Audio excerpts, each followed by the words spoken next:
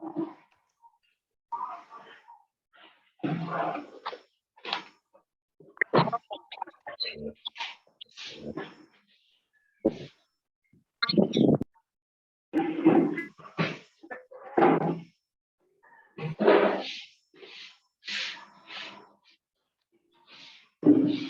Afternoon sir.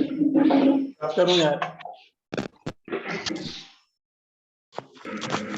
Good afternoon sir.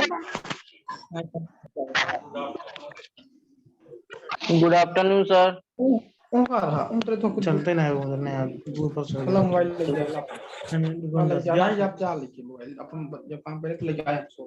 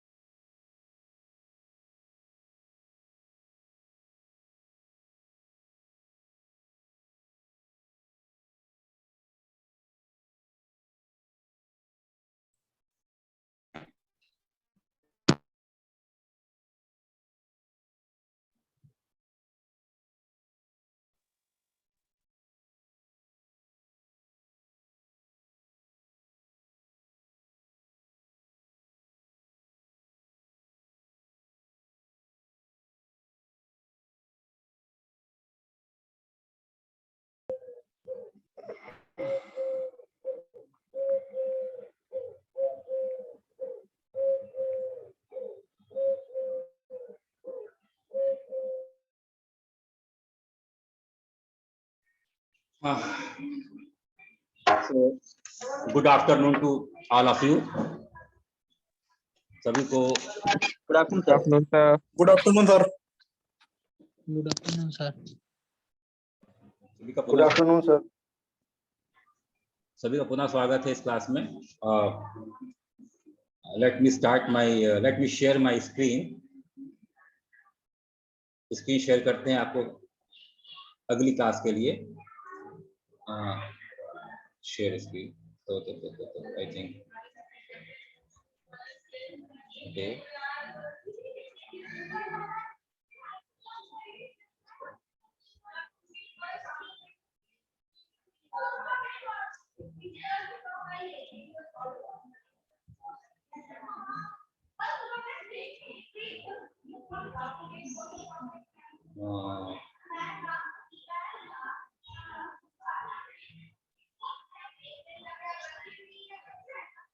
तो कल हमने जो है पुनः सबको एक बार रिवाइंड कराना चाहेंगे कि अपना नाम चैट बॉक्स पे आप डाल दीजिएगा। कल हमने आपको जो है इक्वेशन ऑफ कॉन्टिन्यूटी बताई थी, उसके पहले बेसिक मैथमेटिक्स पढ़ाया था। आज तीसरी क्लास है। आज हम आपको जो है मैक्सवेल इक्वेशन के बारे में बताएंगे। हमने कल ये बताया था कि मैक्सवेल ने सिर्फ एक ही इक्वेशन डिराइव की थी और उसमें डिस्प्लेसमेंट करंट का कॉन्सेप्ट दिया था, इसलिए चारों इक्वेशन को मैक्सवेल इक्वेशन का नाम दे दिया गया। तो चारों इलेक्ट्रोमैग्नेटिक इक्वेशन को मैक्सवेल इक्वेशन का नाम दे दिया गया। तो सबसे पहले जो सबसे इंपॉर्टेंट इक्वेशन उसका डेरिवेशन करेंगे, उसको समझाएंगे, उसके बारे में जो फिजिक्स है उसको बताने का प्रयास करेंगे। तो आपकी किताब में जो टॉपिक लिखा होगा, जो हेडिंग लिखी हुई है, इसमें मॉडिफाइड इक्वेशन ऑफ कॉन्टिन्यूटी लिखा हुआ है। तो Maxwell's modified equation of continuity, it is nothing but the Maxwell fourth equation. ये मैक्सवेल फोर्थ ही इक्वेशन है जो कि सिलेबस में मॉडिफाइड इक्वेशन ऑफ कॉन्टिन्यूटी लिखा हुआ है। तो सभी को इसकी शुरुआत हम करते हैं एम्पियर सर्किटल लॉ से। सभी को एम्पियर सर्किटल लॉ पता होगा, S dot D L equal to I को J डॉट डी एस लिखा जा सकता है, सबको मालूम है। इसको सरफेस करंट डेंसिटी के फॉर्म में इसको जो है लिखा जा सकता है। तो S dot D L equal to integral over surface J dot ds हो गया। तो एक तरफ L है कर्व के रिस्पेक्ट लाइन इंटीग्रल है और एक तरफ सरफेस इंटीग्रल है। तो लाइन इंटीग्रल को सरफेस इंटीग्रल में चेंज करने की आवश्यकता है। तो हम यहाँ पर स्टोक्स थ्योरम लगाएंगे और curl of H will be equal to curl of H integral over H equal to J dot S integral over H। सबको एक तरफ करेंगे, फिर कहेंगे सरफेस आर्बिट्रेरी है और del cross H equal to J proof हो गया। ये इक्वेशन जब तक हम मैग्नेटोस्टैटिक की बात करते हैं ये इक्वेशन वैलिड होती है, लेकिन इलेक्ट्रोमैग्नेटिक में ये इक्वेशन फेल हो जाती है, यहाँ पर ये वैलिड नहीं होती है। इसी के आगे जो कॉन्सेप्ट दिया वो मैक्सवेल ने दिया। तो एक बेसिक मैथमेटिक्स कहती है कि divergence of curl of any vector is zero. आप चाहो तो लिख लो इस बात को कि ये वेक्टर आइडेंटिटी है कि divergence of curl of any vector is zero, या in other words dot product of cross product of any vector is zero, या divergence of curl of any vector is zero. It is vector identity. तो यदि हम equation 2 का divergence है, divergence of del cross S will be equal to divergence of J. तो ये जो लिखा हुआ है divergence of del cross S, ये जो लिखा हुआ divergence of curl of H should be equal to divergence of J. पर divergence of curl of H जैसे कि हमने बताया कि वेक्टर आइडेंटिटी से ये जीरो होना चाहिए। फ्रॉम द वेक्टर आइडेंटिटी, नीचे देखिए, from the vector identity divergence of curl of any vector is zero. तो ये इक्वेशन जीरो हो जाएगी, ठीक है। बट क्या होता है कि इक्वेशन ऑफ जो कॉन्टिन्यूटी थी आपकी वो क्या कहती थी, divergence of J is equal to minus del rho by del T, है ना। Divergence of J is equal to minus del rho by del T, ये इक्वेशन ऑफ कॉन्टिन्यूटी कहती है, जो हमने ऊपर पढ़ाया था आपको अभी ऊपर जो देखिए।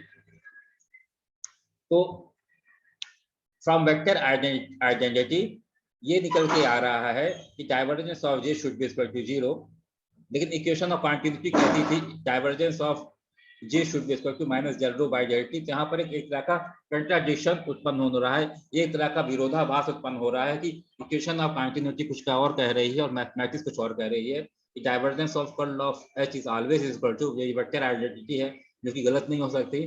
तो इस हिसाब से डाइवर्जेंस ऑफ जे भी जीरो होना चाहिए, लेकिन डाइवर्जेंस ऑफ जे किसके बराबर है, minus del rho by del T from equation of continuity. तो इसी बात को शब्दों में लिखाया होगा, जब हमने पिछले साल बच्चों को पढ़ाया होगा। तो बच्चे क्या लिखे देखें, फ्रॉम वेक्टर आइडेंटिटी, आप पता नहीं क्या लिखा है ऊपर, the divergence of curl of any vector is zero, ठीक है, it's okay. From vector identity divergence of curl of any vector is zero, और वाइसा वर्सा लिखा हुआ है, इसका उल्टा भी सही है, if divergence of curl of any vector is zero, पता नहीं, इट्स ओके। इन्होंने लिखा है कि ठीक ही लिखा है, from the vector identity the divergence of curl of any vector is zero. From equation 3 divergence of curl of should be zero, it shows that divergence of j should be zero, but from the equation of continuity divergence of j should be equal to minus del rho by del t। यहाँ पर एक contradiction उत्पन्न हो रहा है, एक तरह का विरोधाभास उत्पन्न हो रहा है, जो कि इसको कुछ ठीक करने की आवश्यकता है। डाइवर्जेंस ऑफ जे तभी जीरो हो सकता है जब del rho by del T zero हो, जब चार्ज स्टैटिक हो, otherwise equation 3 is valid only when the charge is static. तो फ्रॉम टाइम वेरिंग फील्ड, यदि कहीं टाइम वेरिंग फील्ड है तो मैक्सवेल ने ये सजेस्ट किया कि डेल क्रॉस एच जो होता है, डेल क्रॉस एच जो जे निकल के आया है, it should not be equal to J but something should be added into the equation 2। इस इक्वेशन में कुछ ऐड होना चाहिए। ये डेल क्रॉस एच जो है एग्जैक्ट जे के बराबर नहीं बल्कि कुछ और के बराबर है, तो इन्होंने आर्बिट्रेरी अपने मन से एक क्वांटिटी जे डी ऐड कर दी, ठीक है। तो उन्होंने कहा डाइवर्जेंस ऑफ जे, मैक्सवेल ने प्रपोज किया था, यही से मैक्सवेल का कॉन्सेप्ट शुरू हो रहा है। मैक्सवेल ने कहा कि divergence of H should not be equal to J but it should be equal to J plus J D. यहाँ पर उन्होंने कॉन्सेप्ट प्रपोज किया कि curl of H equal to J, ठीक। तो curl of H should not be equal to J but it should be equal to J plus J D. यहाँ पर something should be added, कुछ add होना चाहिए। For the time varying field, the Ampere circuital law must be modified. Maxwell proposed that the curl of H in equation जो भी लिखा हो is incomplete, hence something say JD must be incorporated with J. तो J के साथ कुछ पूछना है तो पूछ सकता है अपने आप को अनम्यूट करके। हाँ ठीक है, आगे बढ़ रहा है। तो फिर यहाँ पर हमने वेक्टर आइडेंटिटी लगाई, divergence of curl of any vector, divergence of curl of any vector is 0, आपको मालूम है। Divergence of curl of H should be equal to 0, divergence of J plus JD equal to 0 होना चाहिए। Divergence of JD should be equal to minus divergence of J। हमने जो simple mathematics लगाई है, LHS RHS किया है। अब यहाँ पर थोड़ा सा divergence of J is equal to, divergence of J आपको मालूम है is equal to minus del rho by del T from equation of continuity. Divergence of J should be equal to minus del rho by del T from equation of continuity. तो यहाँ पर from equation of continuity divergence of J की value रखी गई है, ठीक है।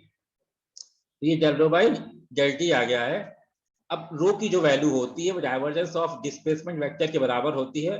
This is first Maxwell equation, जो कि हम पढ़ाएंगे बाद में। आपको थोड़ा सा विदा कीजिए यहाँ पर कि divergence of D is equal to rho.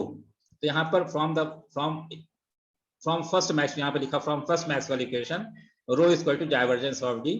तो यहाँ पर इन्होंने लिख दिया है, जो कि अभी हम पढ़ाएंगे। फर्स्ट मैक्सवेल इक्वेशन का डेरिवेशन आपको अभी हम कुछ ही देर में कराएंगे, नहीं तो कल कराएंगे। समय रहा तो आज ही करा देंगे, नहीं तो कल कराएंगे। तो यहाँ पर इन्होंने लिख दिया कि रो की value divergence of displacement vector के बराबर लिख दी। तो क्या आ गया यहाँ पर, del by del T divergence of D it is interchangeable. Divergence और del by del T is interchangeable. Divergence बाहर आ गया और डेल बाय डेल टी अंदर आ गया। तो ये हो गया आपका। तो JD की जो वैल्यू आई वो divergence of del D by del T है। डाइवर्जेंस ऑफ JD की जो वैल्यू आई, divergence of JD by del T आ गई। तो JD की जो वैल्यू होगी वो del D by del T के बराबर होगी। तो इन्होंने JD की वैल्यू इस इक्वेशन पे रख दी। तो डाइवर्जेंस, तो curl of H equal to क्या हो जाएगा, J प्लस JD। और JD की वैल्यू कितनी आई थी, del D by del T. तो J plus del D by del T, ये कर्ल ऑफ H निकल के आया। तो rotational means curl of H equal to क्या हो जाएगा, J plus del D by del T. तो ये इन्होंने एक नया कॉन्सेप्ट ऐड किया। तो del D by del T is nothing but displacement current. तो curl of H is equal to दो तरह की करंट के बराबर होता है। एक कंडक्शन करंट जो आप जानते हो, नॉर्मल करंट जो इलेक्ट्रॉन के कारण फ्लो करती है। दूसरी करंट होती है del D by del T, जो कि because of change in electric field उस मटेरियल में डेवलप होती है, जिसकी वैल्यू बहुत कम होती है, but it can not be ignored. तो किसी भी सब्सटेंस में यदि इलेक्ट्रोमैग्नेटिक रे या करंट फ्लो कर रही है, तो उसमें जो टोटल डेल क्रॉस H होगा वो J plus del D by del T के बराबर होगा। J is nothing but conduction current density, जो कंडक्शन करंट डेंसिटी होती है, और del D by del T से डिस्प्लेसमेंट करंट डेंसिटी। तो यहाँ पर जो कॉन्सेप्ट इन्होंने दिया, this is displacement current. Okay, I think clear होगा यहाँ पर। Del D by del T physical interpretation. Physical interpretation में हम जस्ट उल्टा चले जाते हैं, फिर इंटीग्रल का निशान लगा देते हैं, उसको पुरानी इक्वेशन लाने का प्रयास करते हैं। यहाँ पर हमने सरफेस के अबाउट दोनों तरफ इंटीग्रल कर दिया। यहाँ पर स्टोक्स थ्योरम लगा के इसको जो है लाइन इंटीग्रल में कन्वर्ट कर दिया, उसको एज इट इज रख दिया। तो जैसे कि आपको मालूम फैराडे लॉ में इलेक्ट्रोमोटिव फोर्स इक्वल टू क्या होता है, rate of change of electric flux. Similarly यहाँ पर भी magnetomotive force can be developed by change in conduction current, also with the help of rate of change in electric field. I think there is something wrong, इन्होंने गलत लिखा हुआ है। इस बच्चे ने पढ़ाया हम ही ने है, तो बच्चा, हम टीचर बोलता कुछ और है, कभी कभी बच्चा कुछ और देता है। तो magnetomotive force can be developed by change in conduct by magnetic integral of line integral of magnetic motive force या magnetomotive force S dot dl is equal to conduction rate of conduction current plus rate of change in displacement current, ये इसके बराबर होता है। इसको magnetomotive force कहते हैं। It is just equivalent to the जो फैराडे लॉ में था, क्या सा था, E इलेक्ट्रोमोटिव फोर्स। तो आई थिंक इसमें किसी को कोई क्वेश्चन है मैक्सवेल फोर्थ इक्वेशन में पूछ सकता है हमसे, स्वागत है, नहीं तो हम आगे बढ़े। यहाँ पर क्लास तेजी से आगे बढ़े क्योंकि हमें लिखना नहीं पड़ता, वहां पे लिखना पड़ता था, तो क्लास धीमे चलती है। आगे बढ़ रहे हैं हम। तो Maxwell equation in different form, तो देयर आर 4 मैक्सवेल इक्वेशन, आप सभी को मालूम है। पहला है del dot D equal to rho, जो कि हमने यहाँ पे फिक्स किया था जब इसको डिराइव कर रहे थे। तो डी की वैल्यू हमने जो है del rho by del T को ये लिखा था, डी के बराबर लिख दिया था। तो पहला है del dot D equal to rho means divergence of displacement vector is equal to charge density. दूसरी इक्वेशन है divergence of B, directions of magnetic field is equal to 0। तीसरी इक्वेशन है curl of electric field is equal to minus del V by del T. यहाँ फिर बच्चे ने गलती किया है, यहाँ पर माइनस नहीं लिखा हुआ है। तो कभी कभार ब्लैक बोर्ड में कम दिखाई देता है, बच्चा गलत लिख लेता है। तो आपके पास जो नोट्स हैं, इसीलिए कहते हैं ये नोट्स अपने यहाँ से खुद बनाइएगा, कहीं कोई करेक्शन हो रहा है तो उसको नोट करते जाइएगा, क्योंकि ये नोट्स किसी बच्चे की है जिसको हमने पिछले साल पढ़ाया था, उसने हमको दे दिया था। हमने मांगा क्योंकि हमें लिखने में दिक्कत होगी, भाई यहाँ ब्लैक बोर्ड तो है नहीं, हम ऐसे ही पढ़ा सकते हैं आपको। तो यहाँ पे del cross E equal to minus del B by del T होना चाहिए, जो कि यहाँ पे करेक्शन होगा, ठीक है। और सिमिलरली यहाँ पे डेल क्रॉस है तो J plus del T by, जो भी डेराइव कराया है, J plus del T by del T. तो यहाँ फिर बच्चे ने गलत किया है, डेल क्रॉस है इक्वल टू जे, यहाँ पर प्लस लगा है, del T by del T होना चाहिए। पहली equation divergence of displacement vector is equal to rho is the charge density, divergence of b should be equal to 0, curl of e should be equal to minus del b by del t, and del cross h should be equal to j plus del t by del t। तो इस चारों equation को आपको derive करना है, और समझ लो ये इतना इंपॉर्टेंट है, हर साल आना ही आना है, 2 तो आना ही आना है चाहे जैसा भी हो। तो ये मतलब 100% इंपॉर्टेंट है। किसी भी साल का पेपर उठा लीजिए, 4 में से 2 इक्वेशन आती ही आती है डिराइव करने के लिए, डिपेंड करता है कि वो किस नंबर का क्वेश्चन है। तो ये बहुत इंपॉर्टेंट टॉपिक है आपके लिए। तो सबसे पहले हम फर्स्ट इक्वेशन को डिराइव करेंगे, divergence of displacement vector d is equal to rho, ठीक है बेटा। इसको डिराइव करेंगे, क्या हो रहा है ये,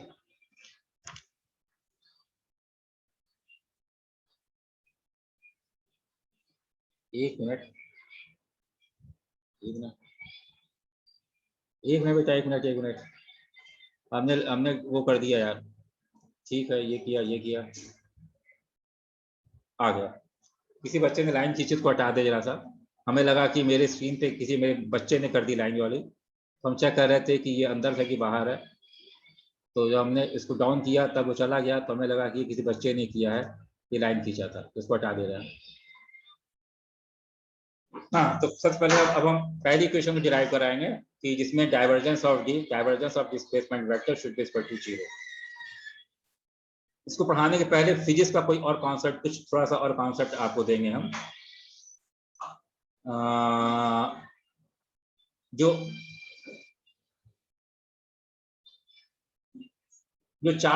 पोलराइजेशन होता है किसी भी मटेरियल के अंदर, 2 तरीके का होता है ना। कुछ मटेरियल्स ऐसे होते हैं कि आप उसमें इलेक्ट्रिक फील्ड लगाइए और उसके डायपोल अलाइन हो जाए, तो उसमें इंड्यूस डायपोल मोमेंट डेवलप हो जाता है। कुछ मटेरियल होते हैं ऐसे, कुछ मटेरियल ऐसे होते हैं जिसमें कि जो कि फेरो मैग्नेटिक या फेरो इलेक्ट्रिक टाइप के होते हैं, जिसमें ऑलरेडी परमानेंट डायपोल मोमेंट होता है। जब आप फील्ड लगाते हो तो परमानेंट अलाइन होता ही होता है और कुछ थोड़ा सा इंड्यूस भी हो जाता है। तो ये 2 तरीके की इसमें चार्ज डेंसिटी भी होती है, एक पोलराइज चार्ज डेंसिटी और एक फ्री चार्ज डेंसिटी। तो टोटल चार्ज यहाँ जो लिखा हुआ है from Gauss law, total charge can be written as integral over charge density होना चाहिए। तो चार्ज डेंसिटी 2 तरीके की होती है, हमने बताया। एक free charge density in the sense कि आप इलेक्ट्रिक फील्ड लगाओगे तो वहां पर जो मॉलिक्यूल होंगे वो इलेक्ट्रिक फील्ड की डायरेक्शन में अलाइन हो जाएंगे, उसी को फ्री चार्ज डेंसिटी कहते हैं। तो दिस इज रो। दूसरी है रो, यहाँ पे इन्होंने डेल्टा के एंड के फॉर्म में लिखा हुआ है, यहाँ फिर थोड़ा सा टाइपोग्राफिकल मिस्टेक है। दिस इज आल्सो रो, ये भी रो है, हम लिख देते हैं ये भी रो है, और ये क्या है, रो पी, ठीक है बेटा। कहाँ गया, ये रो है और ये है रो पी है, is not delta, it is not and. तो total charge can be written as, यदि वॉल्यूम चार्ज डेंसिटी को आप वॉल्यूम के रिस्पेक्ट में इंटीग्रेट कर दोगे तो चार्ज ही निकल जाएगा, सिंपल सी बात है। लेकिन हमने बताया ये जो चार्ज डेंसिटी होती है दो तरीके की होती है, एक फ्री चार्ज डेंसिटी जिसको रो से लिखा गया है, दूसरा पोलराइज चार्ज डेंसिटी। आप लिख लीजिएगा अगर आपके पास किताब तो आप रखी है, क्योंकि इस बच्चे ने नहीं लिखा है कि व्हाट इज रोपी। रोपी हमारे बच्चे लड़ रहे हैं तो उनकी आवाज ही आ रही है आपको इस समय, तो थोड़ा सा डिस्टर्ब, शांत करें लोग। तो ठीक है, शांति हो गई है, आगे पढ़ाना शुरू करते हैं। तो total charge Q is equal to rho integral over V, rho plus rho P. Rho is a free charge density, आपके पास बुक हो तो लिख लीजिएगा, हम फिर कह रहे हैं आपसे। And rho P is a polarised charge density, जब जो ऐसे मटेरियल जहां पर परमानेंट डायपोल होते हैं। तो from the Gauss theorem, Gauss theorem भी इंटरमीडिएट में पढ़ाई गई होगी, निश्चित रूप से पढ़ाई गई होगी आपको। क्या होती Gauss theorem? Actually total normal outward flux, एक हमने बड़ा कॉमन सा स्टेटमेंट क्लास में पढ़ा देते हैं।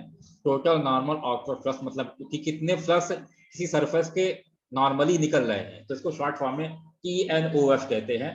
Total normal outward flux E dot ds should be equal to charge impose by the surface divided by permittivity Q by epsilon naught. तो ये है क्या है, ये है गॉस थ्योरम है, जो कि आप पढ़े थे इलेक्ट्रोस्टैटिक में, राइट?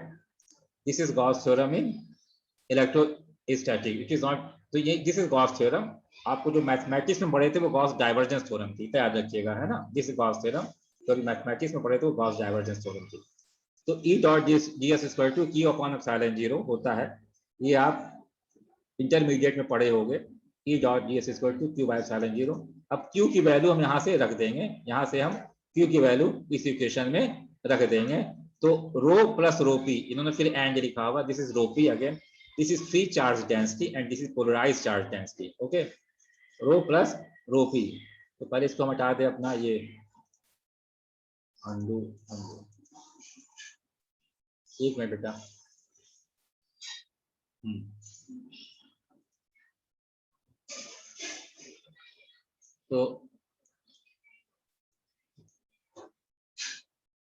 तो रो प्लस रो पी के बराबर हो गया।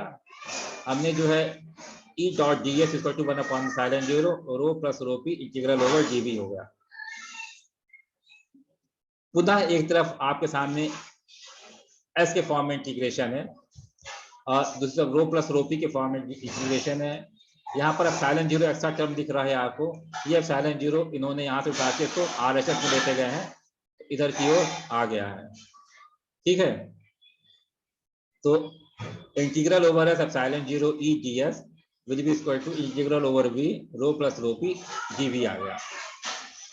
यहाँ पुनः थोड़ा सा आपको रखना पड़ेगा, हम बाद में इसका डेरिवेशन दे देंगे आपको। रो पी इज इक्वल टू जो वॉल्यूम चार्ज, जो पोलराइज्ड चार्ज डेंसिटी होती है, वो माइनस डाइवर्जेंस ऑफ पी के बराबर होती है, minus del divergence of P के बराबर होती है। यहाँ थोड़ा सा आपको रखना पड़ जाएगा, इसका डिटेल हम आपको कभी मिलेंगे बता देंगे, थोड़ा हल्का सा डेरिवेशन किसी बुक में भी मिल जाएगा आपको। तो यहाँ पर हमने रो पी की value minus divergence of P लिख दी है और सिंपल मैथमेटिक्स हो रही है यहाँ पर, इसको इधर लेता गया ये यहाँ पर एप्सिलॉन 0 E प्लस पी। तो अभी कुछ देर पहले हमने बताया था D equal to epsilon 0 E, पर यहाँ पर D equal to epsilon 0 E plus P लिखा हुआ है। जब कोई पोलराइज्ड मटेरियल होता है, यहाँ पर ऐसे मटेरियल जहाँ पर परमानेंट डायपोल्स होते हैं, उस केस में जो डिस्प्लेसमेंट वेक्टर होता है एप्सिलॉन 0 E प्लस पी के बराबर होता है। याद रखिएगा, यदि जो है ऐसा मटेरियल जहां पर परमानेंट डायपोल मोमेंट ना हो, तो वहां पर केवल ये होगा G equal to epsilon 0 E। यहाँ पर परमानेंट डायपोल मोमेंट भी होगा तो वहां पर G equal to epsilon 0 E plus P. तो यहाँ पर हम ऑलरेडी पोलराइज्ड मटेरियल की बात कर चुके थे, तो epsilon 0 E plus P will be equal to D। तो डाइवर्जेंस ऑफ D, सॉरी हाँ, इन्होंने यहाँ पर स्टोक्स थ्योरम भी लगा दी है। E डॉट ds में यहाँ पर डाइवर्जेंस ऑफ लिखा तो है, लेकिन यहाँ पे स्टोक्स थ्योरम तो लगाई, फिर बच्चे ने गलती की, यहाँ पर S को V में कन्वर्ट नहीं किया, यहाँ पर इन्होंने गॉस डाइवर्जेंस थ्योरम लगाई। तो divergence of epsilon 0 E should be equal, यहाँ पे डीवी होना चाहिए और यहाँ पे वी होना चाहिए। करेक्शन है यहाँ पर इस नोट्स में, यहाँ पर वी होना चाहिए, वहां पर भी, यहाँ पर वी होना चाहिए, यहाँ पर डीवी होना चाहिए, क्योंकि बिकॉज दोनों तरफ एक ही चीज होनी चाहिए। यहाँ पर डीवी है, यहाँ पर डीएस है, तो डीएस को डीवी में कन्वर्ट करने की आवश्यकता है। तो डीएस को डीवी में कैसे कन्वर्ट करेंगे? गॉस डाइवर्जेंस थ्योरम लगा के कन्वर्ट करेंगे। गॉस डाइवर्जेंस थ्योरम लगाने के लिए ये डीएस डीवी में कन्वर्ट हो जाएगा और यहाँ पर डाइवर्जेंस चलाएगा। तो इस बच्चे ने गलती, यहाँ पर डीवी होना चाहिए और यहाँ पर भी डीवी होना चाहिए। तो यहाँ पर सही लिखा है इन्होंने, divergence epsilon 0 E plus P D V integral over D equal to rho D V. तो ये अल्टीमेटली जो है ये आ गया। और फिर को आर्बिट्रेरी मार लेंगे, since volume is arbitrary therefore divergence of g is equal to rho, this is rho, this is not and, याद रखिएगा, divergence of g is equal to rho, this is Maxwell first equation। कोई भी question है तो आप हमसे पूछ सकते हैं, नहीं तो हम आगे बढ़े। अब अभी देखिए कितना मिनट बचा है मेरे पास, अभी वार्निंग हमारे पास नहीं आई है, मतलब ये हुआ कि अभी तुम्हारे पास 10 मिनट से ज्यादा बचा हुआ है। तो होल्ड ऑन कीजिए बेटा।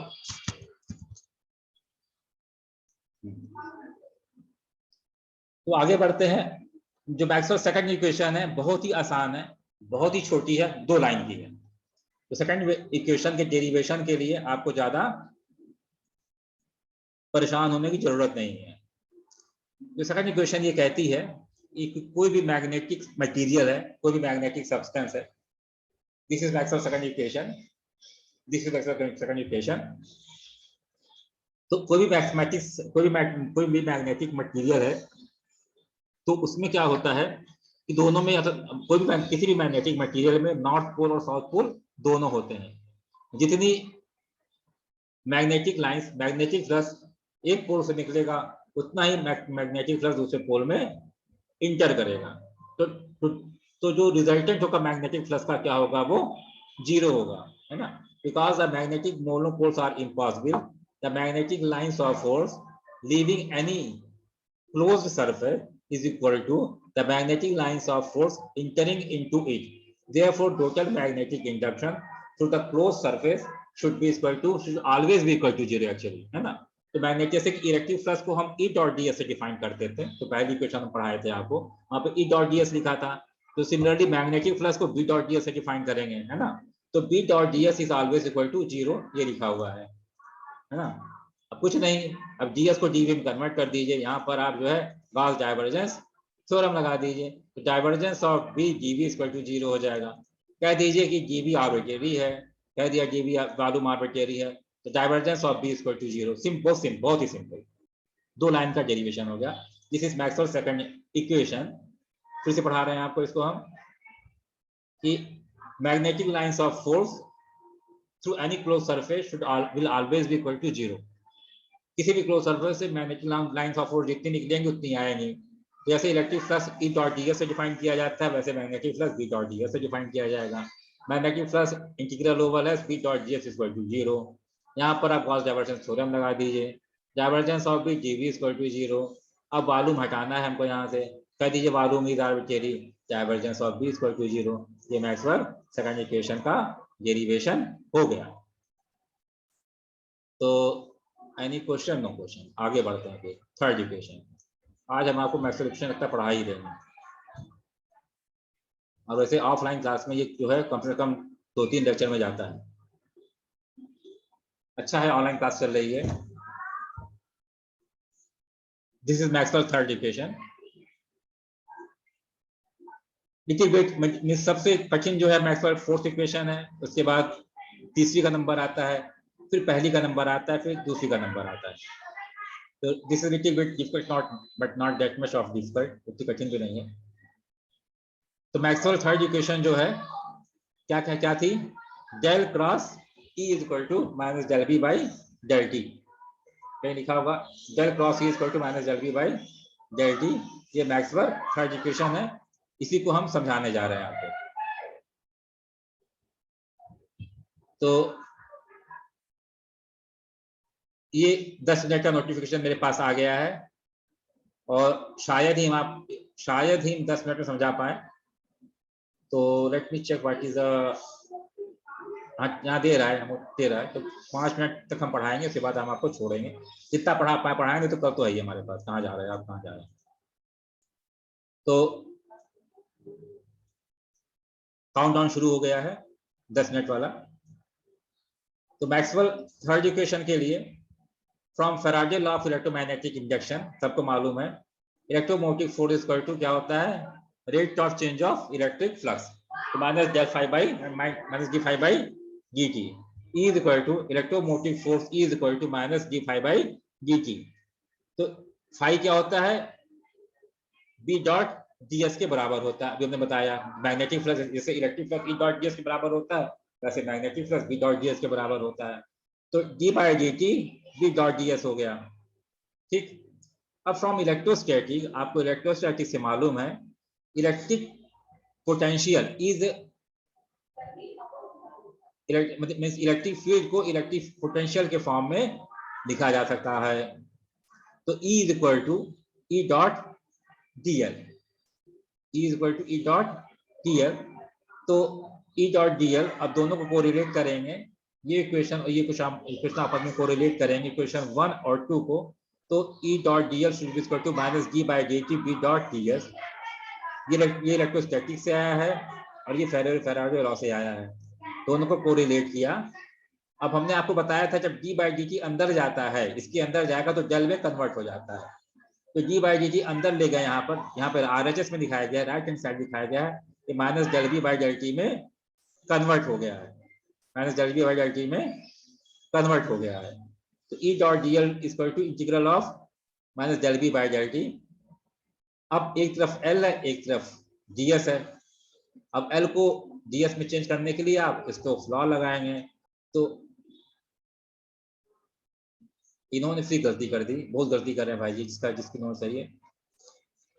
तो यहाँ पर डेल क्रॉस, यहाँ पे E लिखा, बच्चे को E लिखना चाहिए, यहाँ पर B लिखा हुआ है, ठीक है, आप करेक्शन कर लीजिएगा।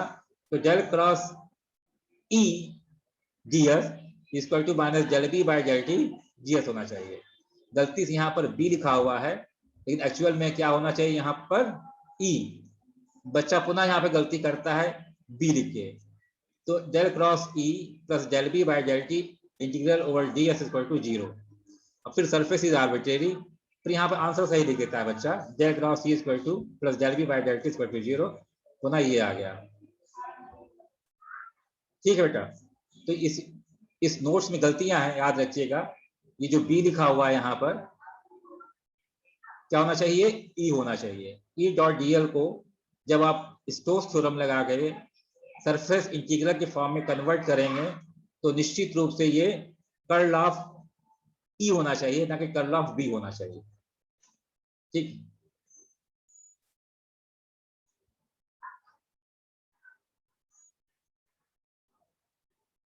पुनः समझा दे रहे हैं आप लोग, पुनः इसको रिवाइज करा दे रहे हैं कि EMF electromotive force electromotive potential should be equal to minus del B by del t minus del phi by del t, phi is equal to B dot d s. जल्दी से रिवाइज करा रहे हैं आपको। फ्रॉम इलेक्ट्रोस्टैटिक पोटेंशियल आपको मालूम है E is equal to E dot D l के बराबर होता है। आप जब इंटरमीडिएट में पढ़े होंगे तो आपको पढ़ाया गया होगा electric field is equal to potential upon length. कोई रॉड है, उसकी लेंथ L है, उसके अक्रॉस जो पोटेंशियल है आपको उसकी रॉड की लेंथ से डिवाइड कर देंगे तो इलेक्ट्रिक फील्ड उस रॉड में निकल आएगी। सिमिलरली यहाँ पर इसको इंटीग्रल के फॉर्म में लिखा गया है, E is equal to integral over है E डॉट डी एल। दोनों इक्वेशन 1 और 2 को इक्वेट किया गया, ये आया, ये आ गया आपके सामने। यहाँ पर इसको RHS को LHS और LHS को RHS में लिखा गया है, तो यहाँ पर ये आ गया। यहाँ पर स्टोक्स थ्योरम लगाएंगे, बच्चे ने गलती की है, यहाँ पर E लिखना चाहिए, यहाँ पर भी E होना चाहिए। सिमिलरली जैसे पहले पढ़ाया था, सरफेस आर्बिट्रेरी हो गया और जो है ये equation ultimately del cross C equal to minus del B by del t derive हो गई। तो चारों इक्वेशन का डेरिवेशन आपके सामने हो गया और हम चौथी इक्वेशन को भी पढ़ाने में सफल हो गए आज की तारीख में ही, ये अच्छी बात है। और आज का क्लास यहीं तक, क्योंकि इतना पढ़ने के लिए आपको काफी समय चाहिए मेरे ख्याल से। तो पढ़िएगा, कोई दिक्कत है आपका वेलकम है, आपका स्वागत है, कोई भी क्वेश्चन कर सकते हो आप। लेकिन ये जो चारों इक्वेशन है इम्पॉर्टेंट है, आती हैं और 2 इक्वेशन तो आना ही हर एग्जामिनेशन में आती है, किसी भी सेमेस्टर का, एंड सेमेस्टर का, मिड सेमेस्टर का आप दिखा के देख लोगे तो ये आपको आया हुआ मिलेगा, निश्चित रूप से मिलेगा, चाहे ऑब्जेक्टिव हो चाहे सब्जेक्टिव हो, इस तरह का क्वेश्चन आते रहते हैं। तो एक मिनट, तो सभी का धन्यवाद। हम जो है क्लास ऑफ कर रहे हैं। Any question? Thank you sir. Thank you sir. Thank you sir. Thank you sir. Thank you sir. Thank you sir.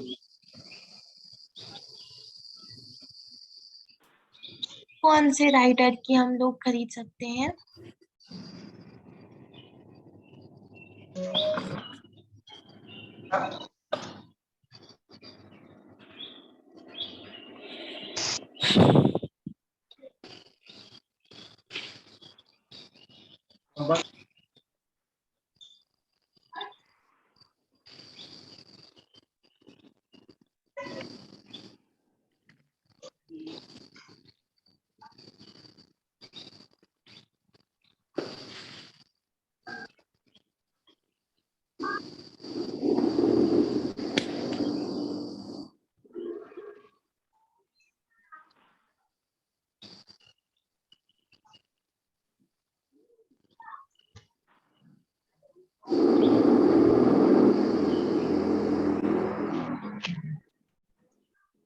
Sir book कौन सी हम लोग खरीद सकते हैं?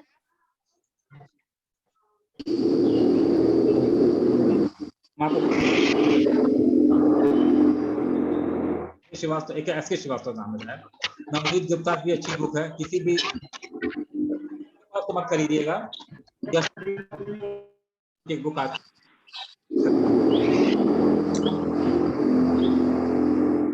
खरीद सकते हैं। अरे सुनाई नहीं थी, आवाज नहीं आ रही थी।